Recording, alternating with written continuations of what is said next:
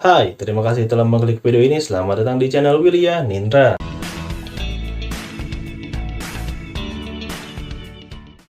Apa kabar semuanya? Semoga dalam keadaan sehat dan baik-baik saja. Pada episode kali ini kita akan membahas tentang kasus teror yang dialami oleh dua perusahaan manufaktur makanan asal Jepang yaitu Glico dan Morinaga. Teror mengerikan apakah yang dimaksud? Ini dia pembahasannya. Glico adalah perusahaan manufaktur makanan asal Jepang yang berkantor pusat di Osaka. Perusahaan yang sudah berdiri sejak 11 Februari 1922 ini memproduksi berbagai macam panganan, mulai dari es krim, biskuit, permen, dan lain sebagainya. Namun perusahaan ini pernah mengalami teror yang sangat mengerikan dan juga merugikan. Tepatnya pada 18 Maret 1984, CEO dari Glico yaitu Katsuhisa Ezaki diculik oleh dua orang tak dikenal saat ia sedang berada di dalam kamar mandi rumahnya pada jam 9 malam. Ia kemudian dibawa ke dalam sebuah bangunan berupa gudang. Tetapi sebelumnya para pelaku ini mengikat istri dan anak-anaknya terlebih dahulu. Pelaku kemudian meminta uang tebusan kepada Glico sebesar 1 miliar yen dan 100 kilogram emas. Jika dirupiahkan dengan masa itu, totalnya mencapai 100 miliar lebih. Tetapi untungnya sebelum uang tebusan diberikan oleh Glico, Ezaki berhasil meloloskan diri. Kepolisian pun kemudian melakukan investigasi dan pengejaran terhadap para pelaku, tetapi tidak berhasil menangkapnya. Sekitar 1 bulan kemudian, Glico kembali mendapatkan teror. Kali ini berupa pembakaran kendaraan-kendaraan milik para karyawan yang terparkir di halaman kantor. Insiden ini kemungkinan besar dilakukan oleh para pelaku yang marah karena tidak berhasil mendapatkan uang tebusan. Walaupun sudah ada bukti nyata akan aksi kriminal yang dilakukan, nyatanya polisi masih tidak mampu untuk menangkap mereka.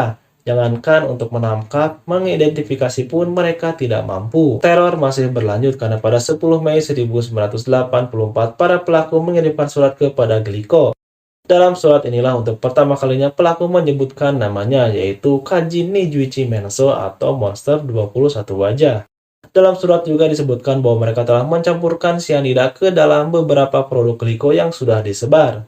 Hal ini tentunya sangat membuat pihak Glico terkejut karena tak mau mengambil resiko dan mengakibatkan korban jiwa, mereka pun langsung menarik seluruh produk Glico di pasaran. Akibatnya Glico harus menderita kerugian mencapai lebih dari 20 juta dolar dan juga lebih dari 400 karyawannya terpaksa di PHK. Pasti sangat merugikan karena produk yang sudah dibuat dan diedarkan harus ditarik kembali, dan pasti masyarakat Jepang saat itu dilanda kepanikan, terutama para orang tua yang khawatir anak-anaknya akan mengkonsumsi makanan yang telah terkontaminasi oleh cyanida.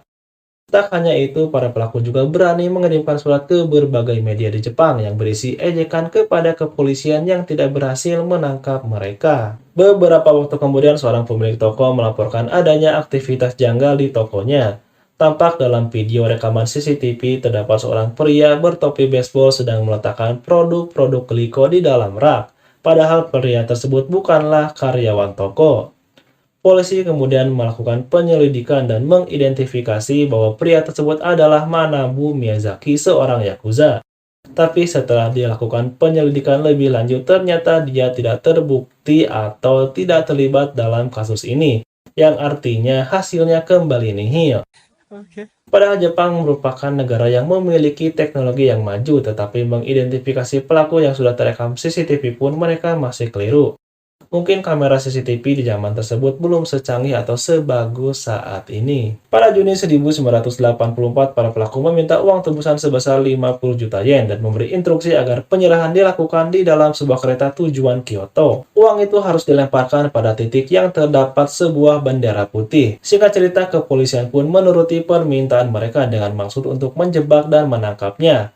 Operasi pun dimulai, tapi nyatanya polisi tidak pernah menemukan titik yang dimaksud. Dan parahnya lagi, uang yang dibawa justru malah lenyap. Tapi beberapa petugas sempat melihat ada seorang pria yang mencurigakan di antara para penumpang yang berciri bertubuh atletis, berambut pendek, dan mengenakan kacamata hitam seperti sedang melakukan pengawasan lalu hilang secara misterius. Tahu gitu kenapa nggak dipantau itu orang? Mungkin polisi saat itu tidak mau suudzon. Para monster kembali melakukan ancaman. Kali ini bukan hanya produk dari Glico, melainkan produk dari perusahaan lain.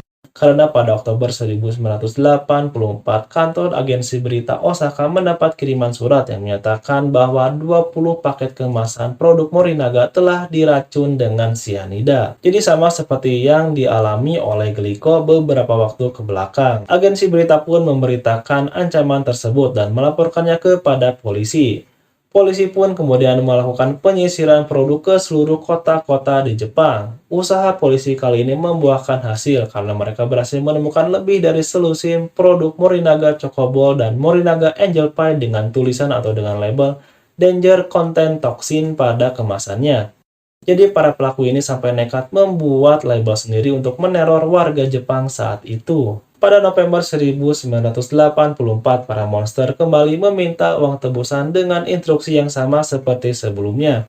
Singkatnya, kepolisian pun melakukan operasi yang sama kembali. Tapi hasilnya sama saja seperti dulu, titik tidak ditemukan, uangnya malah lenyap. Ini aneh juga sih, apakah sebetulnya ada... Kepolisian kemudian merilis wajah terduga pelaku pada Januari 1985. Gambar ini berdasarkan pada rekaman CCTV pada toko yang melaporkan adanya aktivitas janggal dan juga kesaksian para petugas yang melihat seorang pria mencurigakan di dalam kereta api. Walaupun gambar pelaku sudah disebar ke seluruh Jepang, tetapi pelaku ini masih belum juga berhasil ditangkap dan warga pun tidak ada yang melapor pernah bertemu dengan mereka. Canggih juga sih. Pada 7 Agustus 1985, hal mengejutkan terjadi karena kepala kepolisian Shiga yaitu Yamamoto meninggal dunia bunuh diri dengan cara membakar tubuhnya. Diduga ia bunuh diri karena depresi tidak berhasil mengungkap teror yang dilakukan oleh monster 21 wajah.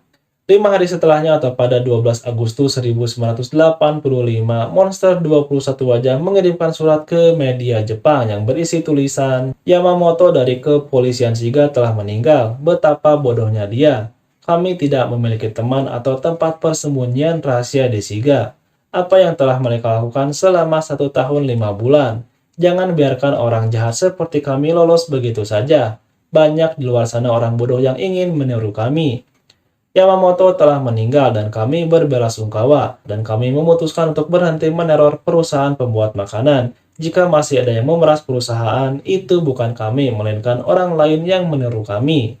Kami adalah orang jahat, dan kami memiliki banyak hal untuk dilakukan selain meneror perusahaan. Begitulah isi surat dari monster 21 wajah yang dikirimkan ke media-media Jepang. Sesuai isi surat tersebut, monster 21 wajah benar-benar menghentikan aksi terornya dan tidak pernah muncul kembali. Sampai saat ini, identitas dari monster 21 wajah tidak pernah terungkap. Dan kasus ini pun menjadi salah satu kasus yang tidak pernah bisa dipecahkan oleh kepolisian Jepang. Terima kasih buat kalian yang sudah menonton video ini sampai akhir. Semoga dapat menambah wawasan dan menghibur tentunya. Sampai jumpa di episode selanjutnya. William Nindra, pamit.